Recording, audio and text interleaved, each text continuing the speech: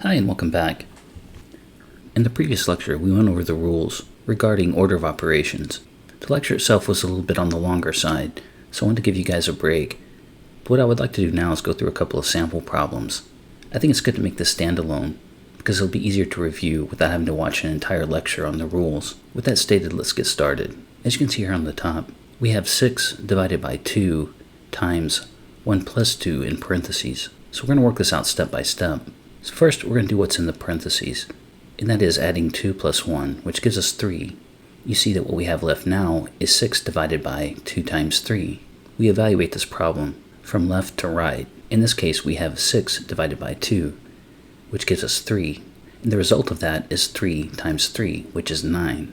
Now let's take a look at a pretty involved problem. We have 10 times 4 minus 2 times, in parentheses, 4 squared divided by 4. That's divided by 2, divided by 1/2 plus 9. So wow, this is a pretty big problem. But let's follow what we understand to be the rules now, and see if we can keep breaking it down into simpler parts. Now we have one set of parentheses here, but if you had more than one, it really doesn't matter which order you start in, as long as you simplify what's inside the parentheses first. In this case, we have 4 squared divided by 4. Regardless of which order of operations method you use, exponents always come first. So we'll square the 4, which gives us 16. Since we're still inside the parentheses, we'll divide by the 4, which gives us 4. That leaves us with 10 times 4 minus 2 times 4 divided by 2 divided by 1/2 plus 9. Now we know from previous examples that multiplication and division come before addition and subtraction. And just like before, we evaluate the multiplication and division in the order in which we come across them, reading from left to right. So here, the 10 times 4 we would evaluate to be 40, and what we're left with is minus 2 times 4. Since we haven't completed the multiplication and divisions yet, we ignore the minus sign for now, and the plus sign at the end where we add 9. So we evaluate this. 2 times 4 is 8, so we have 40 minus 8 divided by 2 divided by 1/2 plus 9.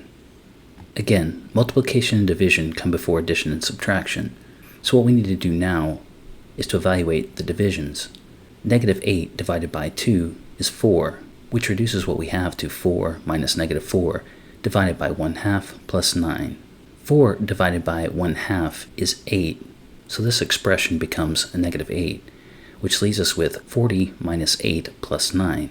And from here, regardless of which method you choose, addition comes before subtraction.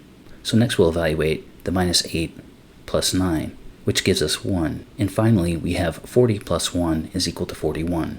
Let's walk through 2 more of these. So in this first problem here, we have negative 10 divided by, within a set of parentheses, 20 divided by 2 squared times 5 divided by 5, then times 8 minus 2. Again, regardless of which method we use, we're always going to start with parentheses and brackets. Within those parentheses, we have 2 types of operations, division and multiplication. Now we could manipulate what we're going for here with extra parentheses and or brackets, but since that's not done here, we assume that we're going to do this from left to right. But first, we do the exponents, because that comes before multiplication and division. So we have 20 divided by 2 squared. 2 squared is 4. That leaves us with 20 divided by 4 times 5 divided by 5. So from left to right, we evaluate 20 divided by 4, which gives us 5. So now we're left with negative 10 divided by, and then parentheses, 5 times 5 divided by 5, times 8 minus 2. Since we're still in parentheses, we evaluate what's inside first. Since we have a multiplication and a division, we evaluate from left to right. So we say 5 times 5 is 25, divided by 5 gives us 5. And that leaves us with negative 10 divided by 5 times 8 minus 2.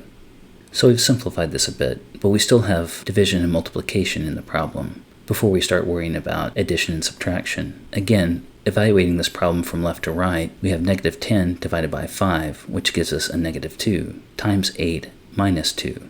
So we're almost there, we just need to perform a couple more operations. We have negative 2 times 8, which gives us negative 16, and what we're left with is a subtraction problem. So negative 16 minus 2 is equal to negative 18. Okay, let's do one more of these and we'll take a break. Here we have 12 minus 27 divided by 9 times 8 plus 24. We don't have any parentheses or exponents here, so we don't have to worry about that. So the next thing we should be looking at would be multiplication and division, again evaluating from left to right as we encounter them. So here we would evaluate minus 27 divided by 9 first, which gives us a negative 3. And that leaves us with 12 minus 3 times 8 plus 24. So we have one multiplication, one subtraction, and one addition. Evaluating the negative 3 times 8 gives us negative 24, leaving us with an addition and subtraction. Addition comes first, so we take negative 24 plus 24, which gives us 0, and what we're left with is 12. I hope this has helped. Feel free to go back and watch it and practice the problems. Write these problems out and see if you can come up with a solution first before following along with the answers given here. Okay, when we come back, we're going to talk about exponents.